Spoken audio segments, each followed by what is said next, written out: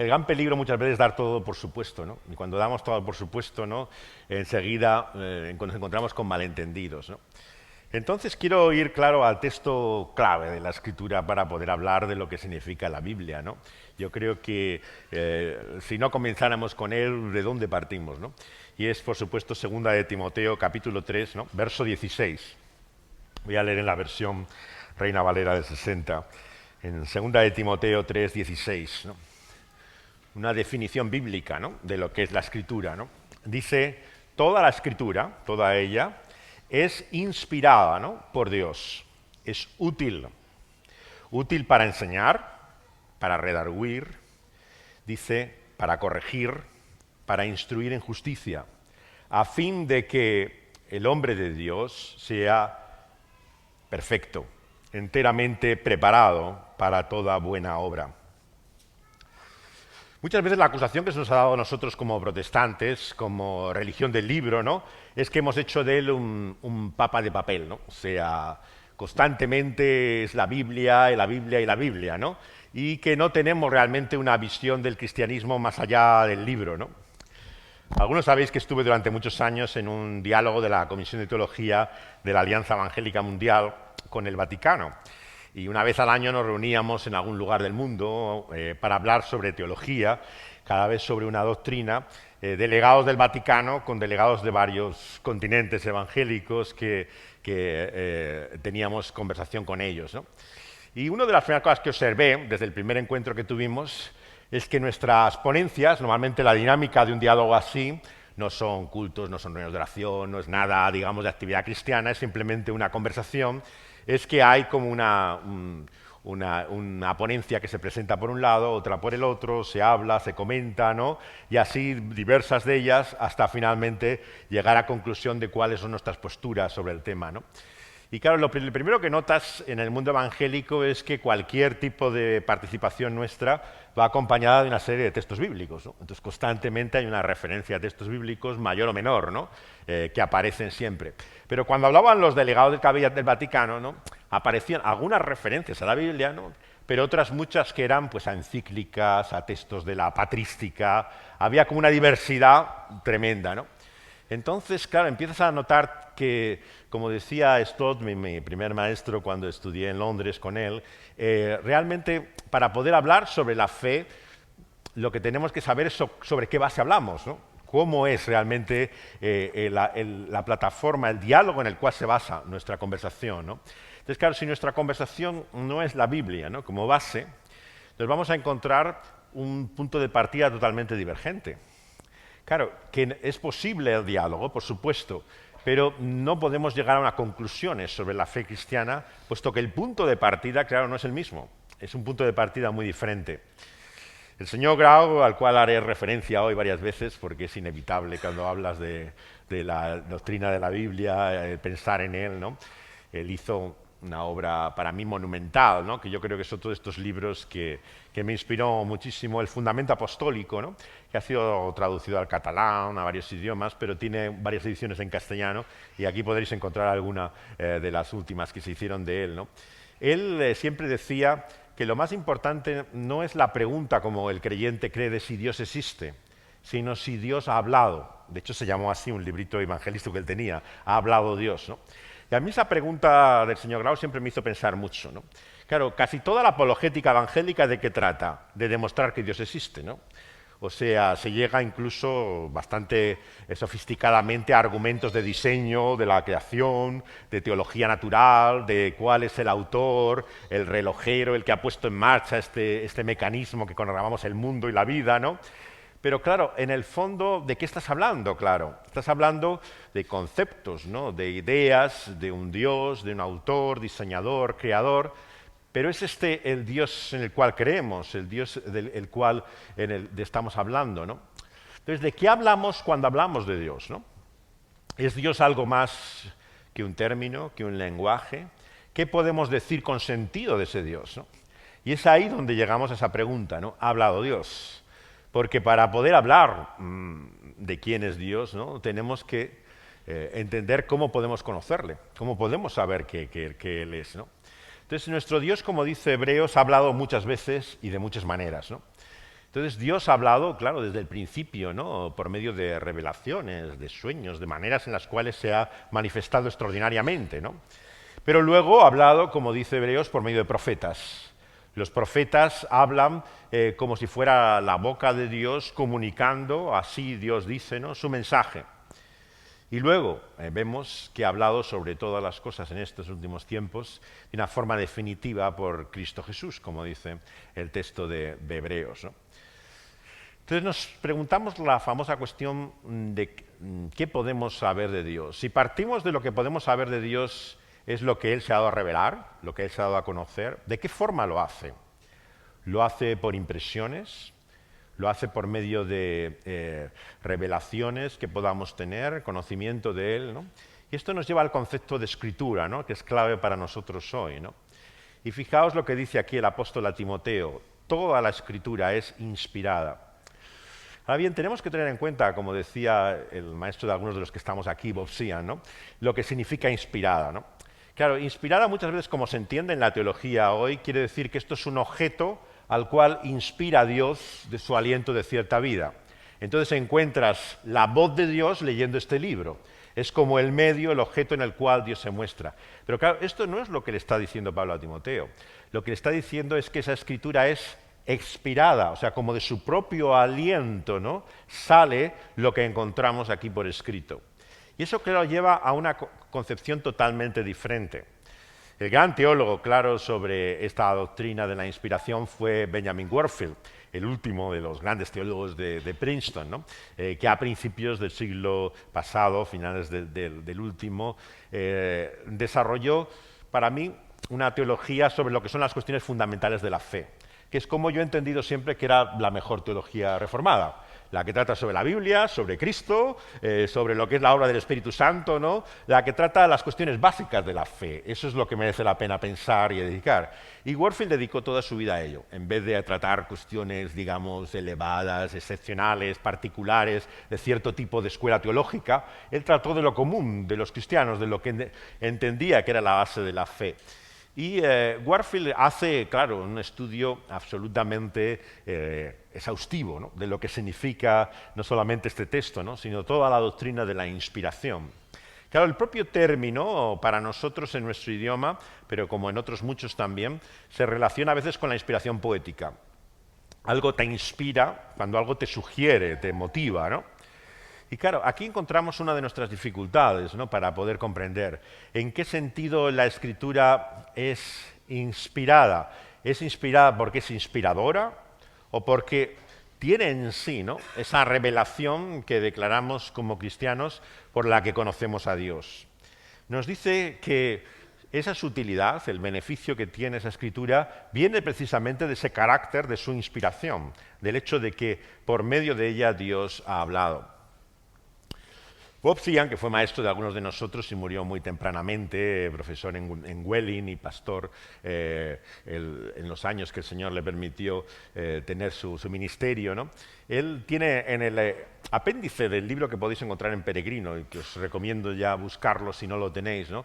El libro sobre la escritura que tiene Sean, tiene unas reflexiones únicas que no vais a encontrar en ningún otro libro sobre la autoridad de la Biblia, que habla desde cómo, por ejemplo, relacionar los sueños con la Biblia, cómo relacionar las impresiones que uno tiene con la Biblia, si hay un tipo de profecías que no sean estricta y de una forma literal la palabra de Dios, sino que sea como una sugerencia de la palabra de Dios, o la profecía tiene que ser estrictamente lo que es. Bueno, todas estas cuestiones están en un apéndice que él tiene en su libro, que no está en su versión original en inglés. Esto es algo bastante singular. Bueno, normalmente los libros que tenemos en español, tristemente, son traducciones. Son libros que si los leéis en inglés, los leéis hasta incluso más claros a veces que en la traducción, porque están mejor traducidos a veces, pero otras veces veis que tenéis que volver casi al texto original para ver lo que decía originalmente el libro, ¿no? Pero este libro de Sean, él hizo una edición especial para España porque tenía un corazón particular, ¿no? Sobre todo por La Mancha, ¿no? Y por la obra que se está haciendo aquí durante muchos años. Y él sacó algunos trabajos que tenía como artículos en esa edición en español que no están en inglés, ¿no? Y él hace una de estas exposiciones magistrales de la diferencia entre la revelación que encontramos en la Escritura con nuestras impresiones. Todos tenemos determinadas impresiones que tenemos que muchas veces te preguntas, ¿esto te lo pondrá Dios, ¿no? De alguna forma? ¿Te estará diciendo Dios algo con ello? Él cuenta una anécdota de Spurgeon, ¿no? Que es siempre la fuente de inmensas ilustraciones, ¿no? Y Spurgeon siempre decía que cuando él sentía que tenía que ir a ver a alguien, lo hacía por si acaso, ¿no? No vaya a ser que fuera de Dios que lo dijera, ¿no? Pero me parece interesante, ¿no? Como dice Stian, el por si acaso, ¿no? O sea, no es que pensara que Dios le dirigía con toda seguridad a hacerlo, pero lo hacía por si acaso, vete a saber si realmente estuviera diciéndole algo con esa impresión que tenía, ¿no? Y eso podríamos decir, pues, cuando uno siente como necesidad de hablar con alguien o que tomar contacto, se acuerda de alguien, ¿no? Y tiene como esa motivación, ¿no? Él habla también de, claro, lo que son simplemente reacciones naturales, ¿no? En el libro he notado que no da la autoría de dónde es la ilustración, pero yo la recuerdo en una clase que podía ser del doctor Lloyd Jones, la anécdota, pero no lo dice, así que no debe haber seguridad. De hecho, dice en el libro que hay mucha anécdota apócrifa de Lloyd Jones y creo que a lo mejor sospechaba que esta era una de las muchas anécdotas apócrifas, ¿no? Es una señora que viene al final de un culto y le dice, he tenido un sueño que Dios me dice que le diga algo y tal por el sueño que he tenido, ¿no? Y supuestamente el doctor, como ya la recuerda, aunque no le dice que sea el autor de la anécdota, le dice, ha tomado demasiado pepino para cenar, ¿no? Entonces lo que le estaba diciendo el predicador es que evidentemente la impresión de la señora es que era una palabra divina, una manifestación, revelación por el sueño, ¿no? Pero que era tan cierto como podía ser el pepino que le había sentado por la noche mal de la cena, ¿no? Entonces hay aspectos naturales, ¿no? O sea, hablando de la guerra espiritual, a mí me llamó la atención cuando estudié el tema este de los llamados espíritus territoriales, toda esta idea que había de que había zonas del mundo donde actuaban ciertos demonios, ¿no? Y había que identificar su influencia, ¿no? Hay una anécdota que cuentan de que uno de estos maestros va a un pueblo, una aldea en África, ¿no? Y siente desde que sale del avión que hay una opresión, ¿no? Hay una cosa allí en el pueblo, una cosa oscura realmente, y está convencido que aquello está bajo una influencia demoníaca de primer orden, ¿no? Y la sorpresa que tiene luego cuando sale de allí es que le dicen que era la aldea y el pueblo que había más iglesias de toda esa región de África, o sea, que no sabía de dónde se había sacado la impresión. Pero claro, él tenía la impresión real, ¿no? O sea, él realmente sentía, es como cuando la persona va a ti y dice, yo noto que hay algo, que ocurre algo aquí que no me estás diciendo tú, yo creo que pasa algo y me tienes que decir qué es lo que ocurre, o sea, y ves como un convencimiento de la otra persona de que hay algo que parece percibir en el ambiente, ¿no? Entonces, claro, este tipo de impresiones personales vemos que a veces pueden estar relacionadas con la providencia de Dios, pero otras muchas veces son simplemente sensaciones, impresiones particulares. ¿Quién no ha tenido muchas veces la experiencia de una impresión equivocada acerca de alguien? Ves a alguien por primera vez y o te cae fatal o te parece encantador, ¿no? Pero luego pasa un poco de tiempo y ves que es al revés exactamente de lo que te ha parecido, o sea, que no te has dado la menor cuenta de la persona que era, o sea, y estás totalmente equivocado, te has dado una impresión totalmente falsa de lo que es la persona, ¿no? Entonces, claro, el peligro de ese tipo de visión de Dios y de su comunicación es que es tremendamente subjetivo. Tan subjetivo, claro, que depende del momento, de la sensación que tú tienes, de la impresión. Sin embargo, claro, en la Escritura vemos lo que es un testimonio que le podríamos llamar objetivo, ¿no? Fuera de nosotros, ¿no? de lo que Dios nos dice y de que al fin y al cabo ha de ser nuestra guía y nuestra dirección, ¿no? Porque es por medio de ella que Dios nos habla. ¿Qué quiere decir esto, no? Bueno, como dice Sia, no quiere decir que Dios no pueda comunicarse de otras formas, ¿no? Yo no creo que se pueda negar, ¿no? que Dios se manifieste sobrenaturalmente, ¿no? Lo que quiero decir es que la certeza y la seguridad de cómo Dios se comunica viene por la Escritura, no viene de otras impresiones. Habéis notado cómo en el mundo musulmán hay muchos testimonios de gente que ha venido a tener una experiencia, ¿no? por la cual ha llegado a conocer de alguna forma sobre Jesús, ¿no? Hay muchos, por ejemplo, que cuentan cómo han tenido como una revelación, o que alguien venía en la puerta, ¿no? o era el propio Jesús, ¿no? y les traía la Biblia o algo así, ¿no? Y te llama la atención, ¿no? la inmensa cantidad de ellas. A veces puede ser por emulación, imitación, o sea, muchas veces en este fenómeno de lo sobrenatural, de lo casi parapsicológico, ¿no? encuentras mucho un elemento de repetición, ¿no? de copia, ¿no?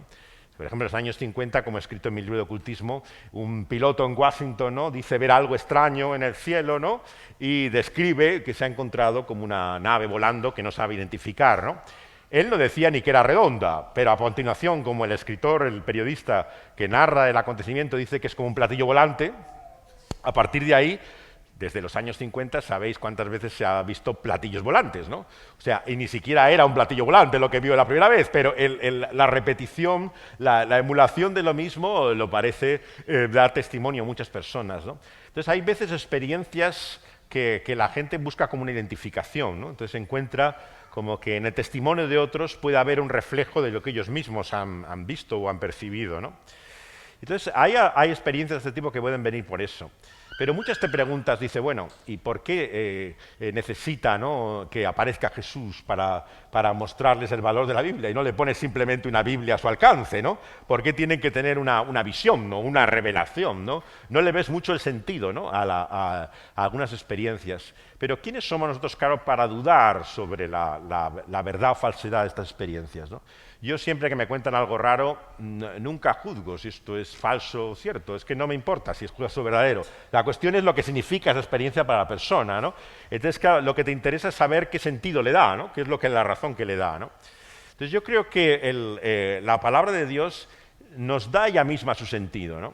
Y esto es un concepto clave en la Reforma, que yo creo que se ha perdido mucho en nuestra hermenéutica, en nuestra arte de la interpretación bíblica, ¿no?, que es el concepto que en latín llamaban de perspicuitas, ¿no?, la claridad de la Escritura. La claridad de la Escritura Lutero la expresaba perfectamente cuando decía que la lavandera, el molinero, podía entender la Biblia tan bien como lo podía entender el Papa de Roma, ¿no?, o cualquiera de sus obispos, ¿no? Lo que él tenía era una confianza en la claridad de la Escritura, ¿no? Sin embargo, la hermenéutica, veis que se ha desarrollado muchísimo en estos últimos años, porque parte del presupuesto de la dificultad de entender la Escritura. O sea, de que el hecho de que si tú le pones la Biblia en las manos a cualquiera, ahí no va a haber quien se entera de nada. Claro, que es el problema de la mayor parte de los católicos, ¿no? Cuando te dicen los católicos, bueno, sí, la Biblia, pero esto es muy difícil de leer, la Biblia. O sea, la mayor parte de los católicos no leen la Biblia no porque no crean que la Biblia es la palabra de Dios, que eso lo dice hasta Trento. Claro, Trento dice todo lo maravilloso que se puede decir de la Biblia, que es infalible, inspirada por Dios, todo está en la doctrina católica. O sea, lo que les han dado la impresión al católico medio es que esto es un auténtico galimatías, que no hay forma de entenderse una palabra allí, ¿no? Y por lo tanto hay un escepticismo de prejuicio previo a la lectura de la Escritura, ¿no?, por la cual ven que es todo tan complicado, tan complejo, que ¿quién eres tú para entender esto, ¿no? Doctores tiene la Iglesia, ¿no?, que es la frase característica de todos los católicos. Eso díselo a quien sea, a quien pueda contestarlo, ¿no? Pero a mí no me preguntes, que esto es muy complicado, ¿no? Entonces yo creo que cuando el Señor inspira esa Escritura, ¿no?, es también como Él hace todo, ¿no?, de una forma eficaz en su claridad, Claro, si entendemos que la Biblia es un libro oscuro ya por el propósito divino, ¿qué propósito tiene, ¿no?, entonces Dios para hacerlo? Claro, por supuesto reconocemos que la Biblia es diferente al Corán. Por ejemplo, si habéis tenido el insufrible ejercicio de intentar leer el Corán, ¿no?, pero veis que el Corán realmente, cuando tú tomas las suras, los versículos, tienen como enseñanza más o menos clara que se convierte en oscura cuando están en contradicción uno con otro, ¿no? Pero realmente lo que dice cada texto está claro. Sin embargo, en la Biblia encontramos que la revelación es de una forma muy diferente, ¿no? Es una historia generalmente. Gran parte del texto bíblico, como sabéis, es narración, es el relato histórico, ¿no? Entonces te llegas a tantas partes de la Biblia en que te cuenta pues historias terribles, claro. Hay cosas en la Biblia que desde luego no solamente son políticamente incorrectas, sino que son dignas del cine más gore, ¿no?, más extremista, ¿no?, absolutamente indignas de leer en público, diría una persona moralista, ¿no? Sin embargo, claro, ¿qué propósito tienen estas historias? Claro, no evidentemente dar lecciones morales. Muchas veces veis que esta relación no va acompañada de una moraleja. No hagas como este hizo, ¿no?, sino que lo que te deja perplejo muchas veces del Antiguo Testamento y de ciertas partes de la Biblia es que no viene a continuación un juicio moral. No mientas como este hizo, o no mates a otra persona como hizo esta otra persona, ¿no? Simplemente te cuenta que le mató, no te dice más. O sea, y entonces ves que Dios se ha revelado, claro, de una forma muy diferente a como lo podemos encontrar en otros textos religiosos, sagrados, ¿no?, en el cual pues generalmente hay una serie de leyes, de instrucciones morales, que no encuentras en su propio carácter, ¿no? Muchas veces en cómo la Biblia se desarrolla. Cuando la Biblia da ley, pues da leyes morales y da principios, ¿no? Pero cuando cuenta historia, lo que cuenta es la historia. O sea, no va acompañada de constantes observaciones acerca de ello, ¿no? Entonces, Dios ha manifestado su escritura en lo que los teólogos han llamado, y en la Reforma también fue muy importante, el accomodatio Dei, ¿no? O sea, en una acomodación a la experiencia y el lenguaje humano. Esto es algo que nos da miedo, claro, porque suena liberal. El hecho de humanizar demasiado la revelación, el verla como demasiado en términos humanos, suele ser característico de cierta teología moderna, ¿no? Que lo que hace es negar su divinidad, el carácter revelador sobrenatural que tiene.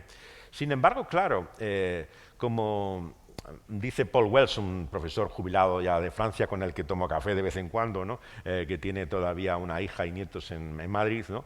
Él comenta, claro, que igual que en Cristo hay una humanidad y una deidad, verdadero Dios, verdadero hombre, el lenguaje de Calcedonia, la formulación cristiana ortodoxa sobre Jesús, ¿no? Él es verdadero Dios, verdaderamente hombre. Claro, la Biblia también es verdaderamente humana y verdaderamente divina. Claro, el problema es que, como sabemos, las conclusiones que se saca de esa humanidad de la Escritura, de que tiene errores, de que puede haber ideas equivocadas, que no sea, rechazamos una parte, digamos, de ese aspecto de la revelación que es su humanidad. Y como todo esto está bajo la sospecha, digamos, de heterodoxia, de herejía, lo apartamos. Y entonces lo convertimos casi en una visión coránica, ¿no? La Biblia es como un libro divino caído del cielo, pero en el cual estamos ciegos ante esa realidad humana, ¿no? Sin embargo, claro, nuestros padres en la fe y antepasados vieron claramente que había un ejercicio divino de acomodación al ser humano, de acercamiento a él, de iniciativa de Dios. Claro, cuando decimos que esta palabra es una palabra de gracia, ¿qué es lo que estamos diciendo?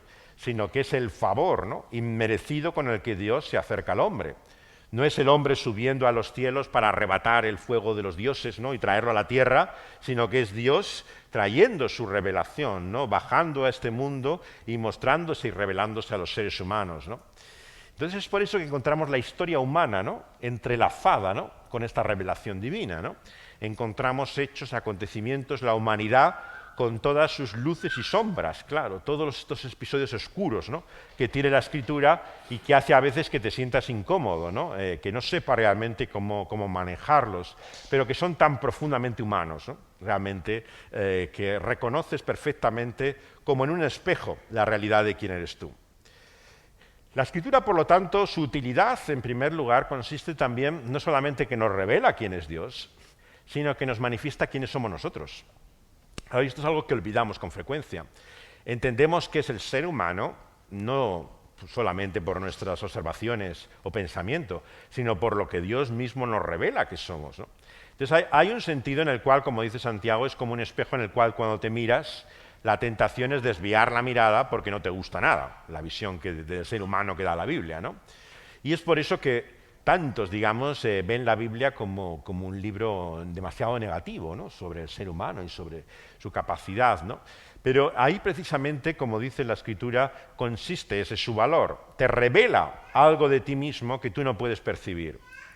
Claro, tú te puedes sentir mejor o peor persona, ¿no?, pero siempre es comparativamente.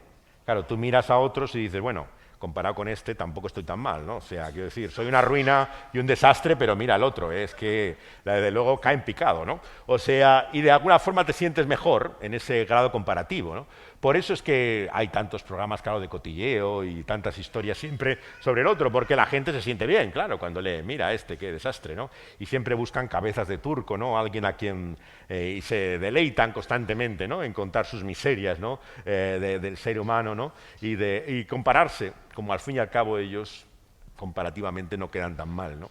Pero claro, la Biblia nos da un cuadro divino, ¿no?, de quiénes somos nosotros, ¿no?, de nuestra realidad, ¿no? Es útil para enseñarnos la realidad de lo que nosotros somos, para revelarla, para mostrarnos lo que somos, ¿no? Y de esta forma nos redarguye, dice en la traducción de la Reina Valera, ¿no? O sea, en ese redarguir, ¿no?, entendemos que está ese aspecto de lo que a veces llamamos exhortación, ¿no? O sea, el hecho de ponerte en evidencia algo que muchas veces no es bien recibido, ¿no? Sabéis que el peor consejo es el que nunca has solicitado, claro, ¿no? Que te dice, mira, te voy a dar un consejo, mira, por lo mejor no me lo des porque no te lo he pedido, ¿no? O sea, quiero decir, cuando te va a decir algo ya sabes que es con ese propósito, ¿no? Te van a dar tu palabra de exhortación, de redarguirlo, ¿no? Pero claro, nos dice que ante Dios y su palabra tenemos que tener otra actitud. Tú puedes prescindir a lo mejor del consejo de otros, pero desde luego no debes prescindir del consejo que Dios te da, ¿no? Acerca de ti mismo, de la realidad de quién tú eres, ¿no? Entonces lo que te llama, digamos, es a la humillación de ponerte en evidencia, ¿no? Ante la realidad de quién es Dios, ¿no? De aceptar lo que Dios dice, ¿no? Acerca de Él y acerca de ti mismo, ¿no? ¿Con qué propósito? El de corregir, ¿no? Y aquí vemos el gran sentido que tiene el ejercicio del cual estamos hablando hoy, ¿no? de la lectura de la Biblia. Tiene el propósito por el cual no solamente descubrimos quiénes somos, ¿no? Y vemos quién es Dios, ¿no? Sino que vemos también que nuestra vida puede ser diferente, nuestra vida puede cambiar. Claro, esto es algo que creemos en teoría, ¿no? Pero en la práctica nos cuesta mucho aceptar, ¿no? El hecho de que Dios nos cambia por medio de su palabra, ¿no? Y es por eso que buscamos siempre algo más eficaz que su palabra para que ese cambio se produzca. Sea la consejería, ¿no? Bueno, sí, la Biblia está muy bien, pero claro, si no hay nadie que te aconseja y te muestra tus pecados y cómo tienes que cambiar, ya me dirás tú cómo te cambia, ¿no? Entonces hay muchas personas que sí, es consejería bíblica, pero es la consejería más que la Biblia realmente, es lo que ellos hacen de práctico, de aplicación a la Biblia para que tenga utilidad, ¿no? Entonces, claro, nos cerramos a la realidad del poder mismo vivo, eficaz que tiene la Biblia, ¿no? Claro, como decían los grandes predicadores, Martin Lloyd Jones y muchos de ellos, la mayor parte de la disciplina en la Iglesia se da simplemente por la predicación y enseñanza de la Biblia. No se da por un proceso de disciplina que se haga en la Iglesia, por el cual alguien te hace una exhortación, te reúnes con una, dos, tres personas, ¿no? Y te muestran el problema que hay en tu vida, sino que es Dios mismo, por su palabra, por su espíritu, que te muestra el problema que hay, ¿no? Y la necesidad de que yo cambie, ¿no? Entonces, la palabra está viva en sí misma y es eficaz, ¿no? En el sentido en que realmente cambia nuestra vida, nos hace diferentes, nos hace distintos, ¿no? Y es por eso que viene siempre la necesidad, ¿no? De que quiero también dejar claro en esta primera sesión, de la dependencia de su espíritu, ¿no? Al acercarnos a su palabra. En reformadores como Calvino es clave entender que su particular interés, ¿no? No es solamente la inspiración de la Escritura, o que los católicos también creían, ¿no? Sino el hecho de la dependencia de esa iluminación, ¿no? Interna que produce el Espíritu de Dios en el creyente. Esto es lo característico de esta obra de los reformadores frente a una teología natural católica que decía que bastaba la razón, ¿no? Iluminada por el Espíritu de Dios para percibir el sentido de las cosas, la observación de la naturaleza para percibir cuál era el propósito de Dios. Y los reformadores insisten una y otra vez en la dependencia del Espíritu. Claro, si dependemos del Espíritu para entender la palabra de Dios, empezamos a comprender lo que dice el apóstol escribiendo a los Corintios, ¿no? Como cuando leemos esa Biblia sin el Espíritu, es como si tuviéramos un velo delante, ¿no? Es un libro cerrado, es que no comprendes. Todos lo hemos vivido en el proceso de conversión que conocemos cuando llegamos a la fe cristiana. Has leído la Biblia como guerras extranjeras, como historias de males lejanos y desconocidos, y de repente empiezas a ver que el paciente, ¿no? Que el que está bajo esa tormenta de la ira divina eres tú mismo, ¿no? Y reconoces tu propio rostro, y empiezas a ver que de lo que habla la Biblia es de ti. Y en ese momento, claro, es cuando Dios, por su Espíritu, ¿no? Se manifiesta, ¿no? A través de su palabra, ¿no? Mostrándote la realidad, ¿no? de quién tú eres y de lo que Dios puede hacer en tu vida. Es por eso tan importante, ¿no? Cuando leemos la Biblia, ¿no? La oración, la dependencia total, ¿no? De que Dios nos muestre, nos revele su propósito por su palabra a través de su Espíritu. Porque si no es a través de su Espíritu, claro, no percibimos claramente la realidad de lo que Él nos dice. La Biblia se lee en cualquier iglesia, mañana, en la misa. En cualquier parroquia hay una lectura, hay una parte de la homilía que cita el texto bíblico. ¿Por qué no produce por sí misma ese efecto que nosotros conocemos, ¿no? Cuando leemos y se expone la Escritura, ¿no?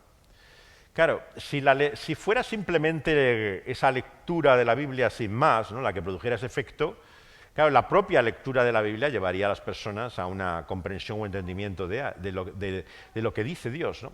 pero es la obra de su espíritu, claro, la que hace que esa palabra no se lea simplemente como un texto, sino que se adquiera su sentido.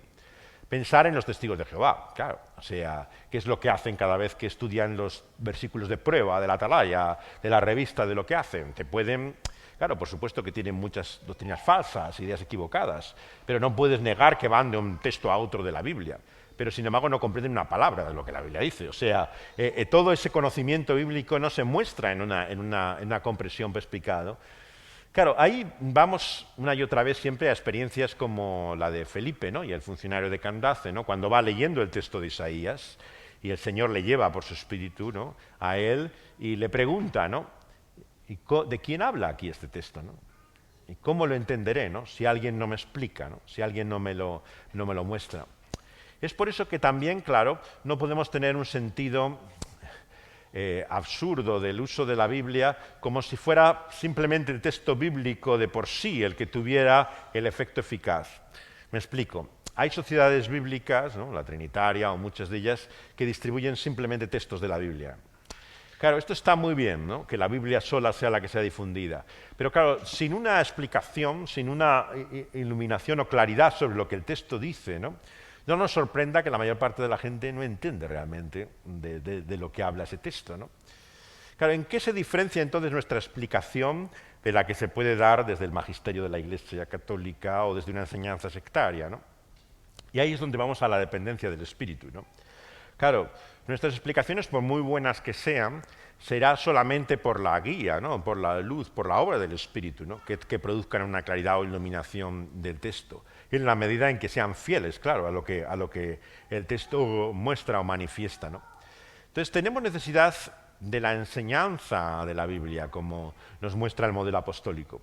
Y eso nos lleva finalmente a la cuestión que hoy también nos reúne, la literatura, ¿no?, y los libros, ¿no?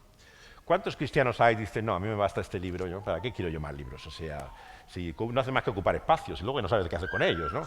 Yo con este ya tengo suficiente. Y además, si está en el móvil, ¿para qué quiero si quiero papel? O sea, lo llevo allí y me sale el texto directamente. O sea, no, ¿para qué me quiere vender un libro? O sea, la actitud de muchas personas es de desprecio ya absoluto, ¿no?, de lo que la literatura puede aportarles, ¿no? Y además, crea incluso un cierto orgullo espiritual. Si yo con la Biblia tengo suficiente, ¿no? O sea, ¿yo para qué necesito otra cosa? Incluso para predicar o enseñar. A mí me basta ya simplemente la Biblia, no necesito ningún libro para consultarlo, ¿no? Entonces, hay una visión realmente que no es que sea extrema, ¿no?, es que es absurda, ¿no?, de lo que es como el conocimiento de la Biblia o la manera que lo entendemos. ¿Por qué? Vuelvo un poco a mi primer maestro que he recordado con mi último libro, a Stott, ¿no? Stott siempre decía, cuando llegas a una conclusión de la Escritura, ¿no?, que no tiene historia en el cristianismo, o sea, que en los 2000 años nadie ha llegado a la conclusión, ¿no sería lo más lógico pensar que hay un error por tu parte, ¿no?, en la interpretación de ese texto, ¿no?, que no cuestionar lo que 2000 años de cristianismo han enseñado sobre ese tema?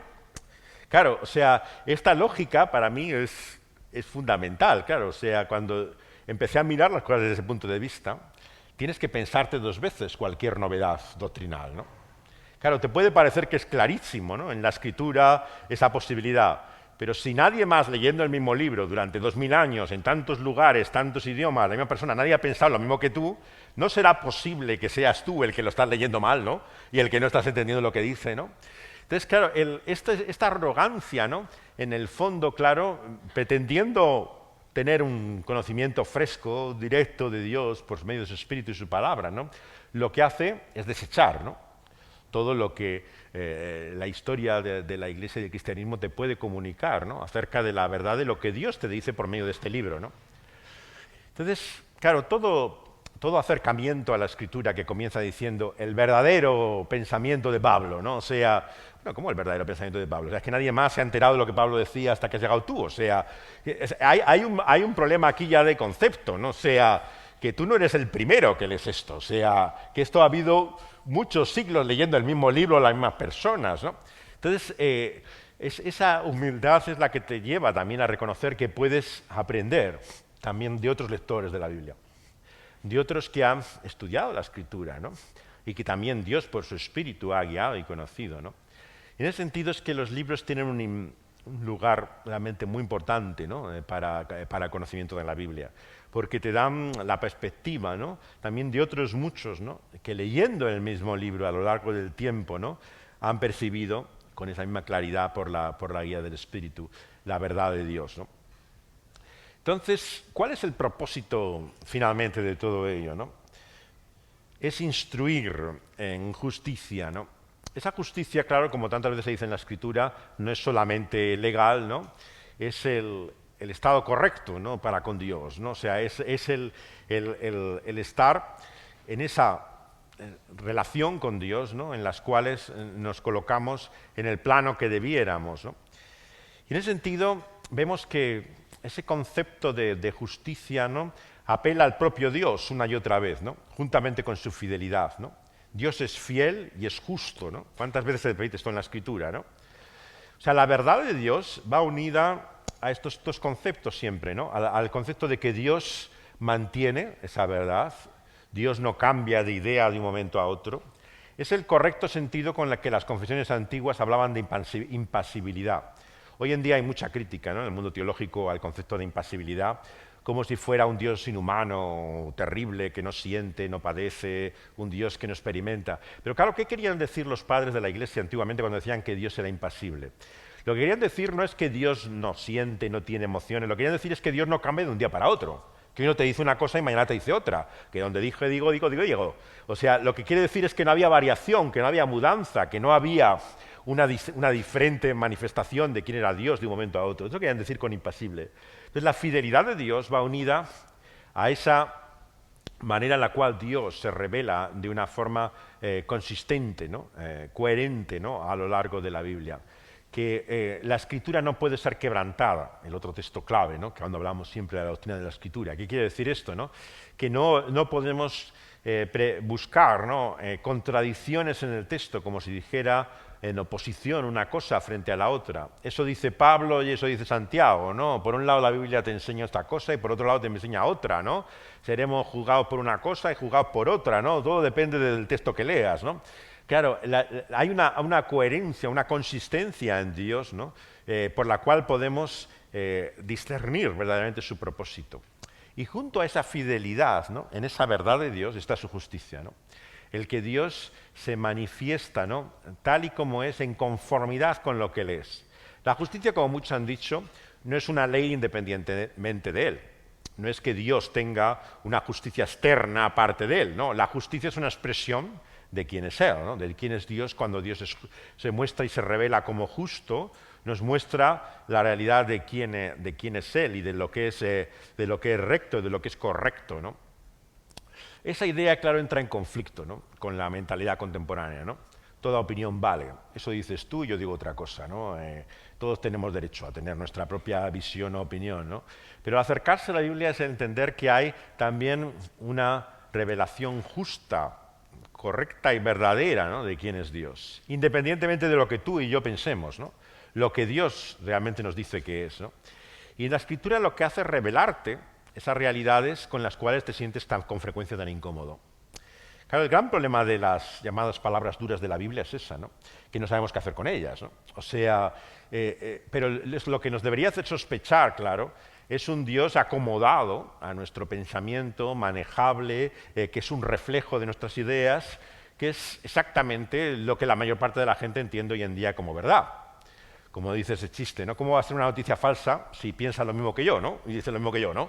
O sea, como uno que busca la confirmación de sus propios prejuicios, ¿no? Tiene que ser verdadero, claro, porque piensa y dice lo mismo que yo, claro. Entonces, esa noción de verdad es una noción totalmente que te lleva a la confusión total, porque es simplemente un reflejo, continuamente una emulación de lo que tú quieres encontrar o esperar. Pero la palabra de Dios te choca, ¿no? Muchas veces porque te das cuenta que no es un reflejo de tus ideas o de tus opiniones, ¿no? Y que se trata de aceptarlo, esa realidad de quién es Él, ¿no? Hay mucho en la Biblia que no sabemos realmente qué hacer con ello, ¿no? Pero la cuestión es si es verdad. Y si es realmente lo que Dios es en su justicia, no tenemos el derecho a desecharlo, ¿no? Entonces no sirve de nada decirle, bueno, es que a mí me gusta pensar en Dios de esa manera, ¿no? Es que yo quiero entenderlo así. Bueno, tú querrás entenderlo como tú quieras entenderlo, pero la cuestión es lo que Dios dice, ¿no? Y en ese sentido, no es que uno se complazca, ¿no?, en ese aspecto, digamos, terrible, ¿no?, de Dios o de su palabra, ¿no? Es la realidad de si es verdad o no, si es justo realmente en lo que es, ¿no? Claro, dices, no, es que no me parece justo a mí. A mí no me parece justo la condenación, el infierno, el castigo eterno de Dios. Pero claro, no es la cuestión si a ti te parece justo, ¿no? La cuestión es si es una revelación de la justicia de Dios. Si Él es así, ¿no? Y entonces tienes que convivir con esas realidades, que no sabes cómo acercarte a ellas, cómo manejarlas, porque de eso se trata, ¿no? De ese temor santo, ¿no?, a lo que es una revelación de Dios, ¿no? He leído el versículo siguiente también porque finalmente entiendes ese maravilloso propósito con el cual Dios te da esta su revelación y la Biblia, ¿no?, que es a fin de que el ser humano que conoce a Dios, ¿no?, sea perfecto, enteramente preparado para toda buena obra. El plan de Dios finalmente no es hacernos ángeles, ¿no? No es lograr elevarnos de esta nuestra condición humana a un plano espiritual superior, ¿no?, en el cual ya tengamos ese conocimiento angelical de quién es Dios. El propósito de Dios es hacernos verdaderamente humanos. Este es el propósito de Dios. Entonces, claro, muchas veces nuestro problema como cristianos es que nuestro cristianismo no tiene lugar para la humanidad. Tiene un ideal y un propósito que no es realmente el que Dios tiene para nosotros. El que Dios tiene para nosotros es el de nosotros como criaturas. Y siempre seremos criaturas de Dios, ¿no? El propósito de Dios no es divinizar esa criatura y convertirla igual a Él, ¿no? Ser como Dios en el sentido de ser igual a Dios. Dios será Dios y nosotros seguiremos siendo criaturas suyas, seguiremos siendo humanos. Lo que Dios quiere realmente es que lo que nosotros seamos es transformados, cambiados, perfeccionados, como dice aquí nuestro texto, por el conocimiento de Dios, ¿no? Entonces, el propósito de Dios y su revelación es llevarnos a la verdadera humanidad, ¿no?, a la auténtica, ¿no?, a la genuina humanidad, ¿no? Y esa es siendo enteramente preparados para toda buena obra. Este final es maravilloso. Yo creo que gran parte de la dualidad que vivimos hoy al hablar de la misión de Dios en el mundo, ¿no?, que se habla por un lado de su misión en cuanto a sus palabras, ¿no?, la transmisión de su evangelio, y las obras, ¿no?, lo que hacemos, ¿no?, de servicio al mundo. Y vivimos con esta dualidad, ¿no?, una y otra vez en el pensamiento evangélico, ¿no? O sea, por un lado te encuentras iglesias que hacen mucho énfasis en la predicación y otras que toman la acción social como la clave realmente de la misión y propósito, ¿no? Y hay sectores del pueblo de Dios, ¿no?, pues que una y otra vez lo que te recuerdan es la influencia que tiene la Iglesia en este país, en el mundo, el bien que hace, el propósito que hay, ¿no?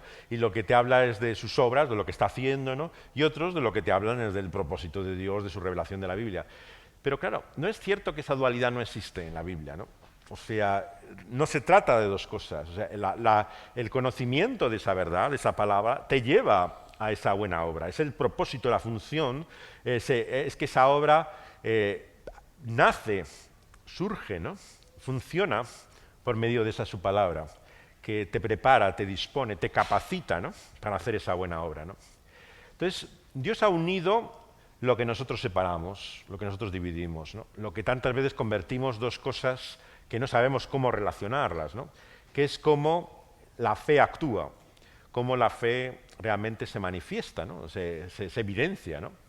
Y entonces, claro, nos planteamos todos estos dilemas teológicos, ¿no? ¿Puede alguien ser verdaderamente cristiano y no dar evidencias, manifestaciones de que es cristiano, ¿no?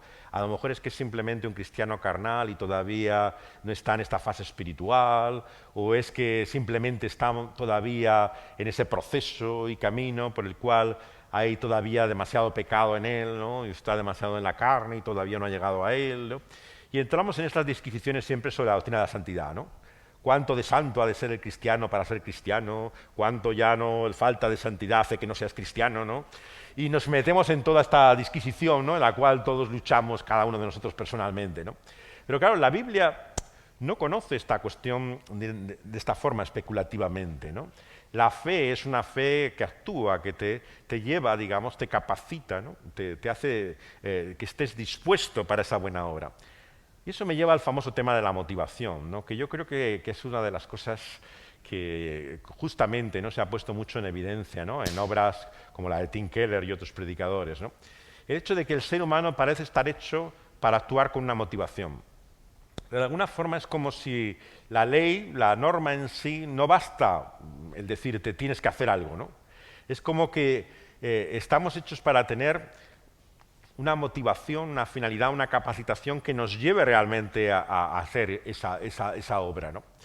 Claro, es nuestro conflicto siempre entre ley y evangelio, ¿no? Desde la teología de Lutero mismo, ¿no? Que contrapone muy fuertemente, ¿no? La ley y el evangelio. Claro, Lutero, ¿qué es lo que entiende? Que mucha ley, pero esto lo que haces es ser aplastado por ella, ¿no? Lo que te libera es el evangelio, ¿no? Pero claro, esa ley, como dice Calvino también, es una expresión, ¿no? Del propósito de Dios, ¿no? y de su gracia para contigo, ¿no? ¿Cómo relacionas todas estas cosas finalmente, ¿no? Yo creo que textos como este te muestran cómo la palabra de Dios, ¿no? Produce una obra de nosotros tan profunda, ¿no? Que te dispone, te capacita, te lleva a hacer esa buena obra. Hay una cita que leí al venir en el tren de la institución de Calvino, me llamó la atención, ¿no? Bueno, primero me llamó la atención por la primera frase que decía Calvino. Cuando leemos a Sócrates, Aristóteles y venía todos los grandes autores, uno se siente arrebatado, emocionado, motivado. Yo decía, uff, ¿quién se siente motivado, emocionado por leer a Cicerón o a Aristóteles? O sea, ya me costaba conectar con la primera frase de esto, ¿no? Pero, claro, ves un poco la diferencia, claro, entre los reformadores y nosotros, ¿no? Cómo estamos a la altura de pigmeos, ¿no? Ante ellos, ¿no? O sea, realmente todavía estamos en una posición pequeña. Pero él compara la escritura con el efecto de todos estos libros, ¿no? Y dice, sin embargo, cuando lees la Biblia, claro, lo que ves es una realidad y lo que muestra Calvino en la cita es la realidad penetrante, ¿no? Cómo profundiza, ¿no? En el ser humano de una forma que ninguna filosofía, ¿no? O pensamiento que tú puedes leer te llega a ti, ¿no? Es como que en el famoso texto de Hebreos fuera esa espada, ¿no? De doble filo, ¿no? Que nos lleva hasta lo más hondo del conocimiento. Y esa comparación que hace el reformador, ¿no? Yo creo que es tremendamente clara, ¿no?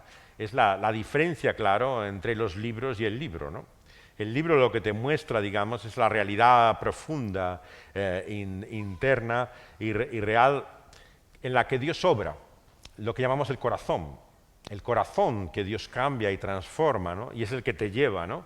A esa vida nueva, ¿no? A esa obra para la cual nos prepara, ¿no?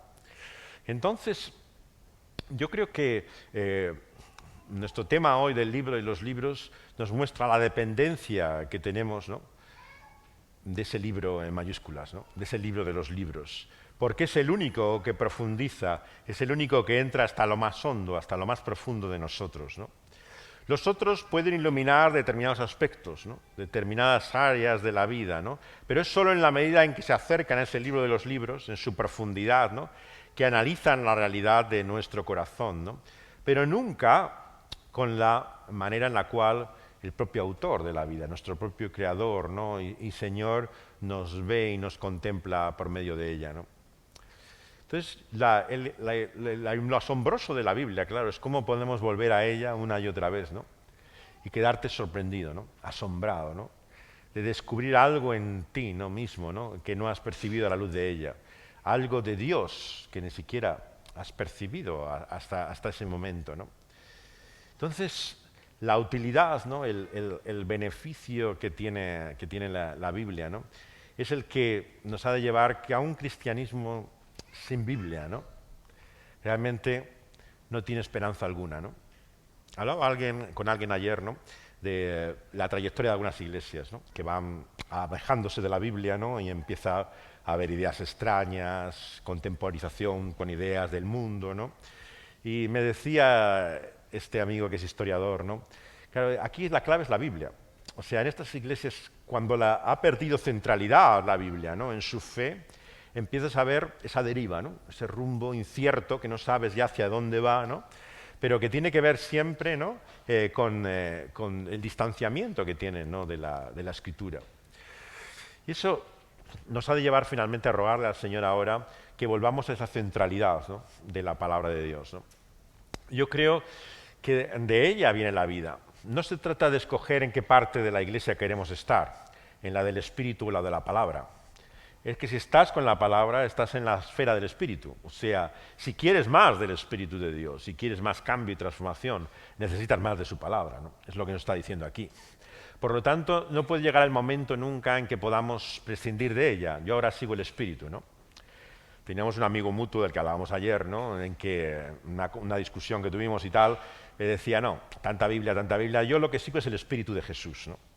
Y yo le decía, ¿pero qué es el Espíritu de Jesús? O sea, ¿cómo conoces el Espíritu de Jesús? ¿Lo sientes? ¿Te percibes la brisa? ¿O cómo te motiva ese Espíritu de Jesús? Claro, es que es una definición del cristianismo, ¿no? Que al separarse de la Escritura, ¿no? Para relativizar todo lo que la Biblia dice, ¿no? Acerca de ello, te lleva a una posición absurda, ¿no? O sea, ¿de qué espíritu estamos hablando, ¿no? ¿De qué es lo que estamos realmente conociendo, transformando, ¿no? Y nuestro texto lo que nos dice es que tenemos que volver, ¿no?, a esa palabra de Dios para experimentar la obra plena de su Espíritu, que será ella la que te capacite, ¿no?, para toda buena obra. Yo no sé vosotros, ¿no?, pero en mi caso a veces me veo un caso perdido, ¿no? Llevo leyendo la Biblia desde que soy niño, ¿no? Como Timoteo puedo decir, ¿no?, que desde mi más tierna infancia, ¿no?, mi madre me enseñó la Biblia, ¿no? Pero a veces me pregunto, ¿qué entiendo yo de ella o qué conozco de ella? Porque realmente hay tan poco que vivo de la realidad de ella, ¿no? Y cuando eres joven dices, bueno, es que te faltan todavía años, ¿no? O sea, ya cuando crezcas, ¿no?, tengas ya una madurez, entonces ya lo verás diferente, ¿no? Pero claro, cuando ya uno se acerca ya a ciertas edades, empieza a decir, bueno, esto aquí hay un problema aquí gordo, ¿eh? O sea, esto aquí algo falla de fondo, ¿no? ¿Qué haces al llegar a ese punto, ¿no?, a ese análisis, ¿no? Claro, lo que nos dice hoy aquí Dios por su palabra es volver a ella. No hay otra forma. Si quieres estar capacitado, preparado, dispuesto para buena obra, para una vida diferente, tienes que volver al inicio, al comienzo, a la fuente de esa vida, ¿no? Y eso es lo que le vamos a pedir a Dios que Él haga en nosotros, ¿no? Que podamos volver a su palabra y experimentar más de su vida. Vamos a rogárselo a Él en oración. Vamos a pedírselo a Dios. Señor, venimos ante ti, Señor, conscientes de cuánto de nuestro conocimiento de esta palabra, Señor, es realmente tantas veces un conocimiento intelectual que parece que no ha llegado a nuestra vida y nuestra conducta, que sabemos las cosas pero no las hacemos, que las conocemos, Señor, pero la práctica es otra historia. Señor, perdónanos, Señor, porque somos no solamente incoherentes e inconsecuentes, sino que no somos dignos, Señor, muchas veces de poder decir, Señor, que estamos viviendo esta palabra. Porque sabemos de ella, la conocemos, pero experimentamos poco de ese su poder y eficacia. Gracias, Señor, porque tú nos has dado con el medio también el remedio, porque podemos volver a esas palabras, Señor. Y el cambio que todavía no hemos vivido o experimentado, Señor, tú nos prometes, Señor, que tú eres fiel y justo, Señor, para hacerlo en nuestra vida, por medio de tu palabra. Por eso te queremos pedir que podamos volver a ella y no ser los mismos, ser diferentes, distintos. Que tu palabra finalmente nos acabe ya transformando de una vez para siempre, Señor. Que dejemos de ser oidores para ser verdaderamente hacedores de esta tu palabra. Señor, te lo pedimos no para nuestra satisfacción personal, no para que podamos, Señor, considerarnos mejores de lo que somos ahora, sino para que tu Hijo, Señor, aquel que es la palabra viva y encarnada, sea honrado, sea, Señor, reconocido en nuestras vidas, para que realmente, Señor, podamos glorificar su nombre. En su nombre te lo pedimos. Amén.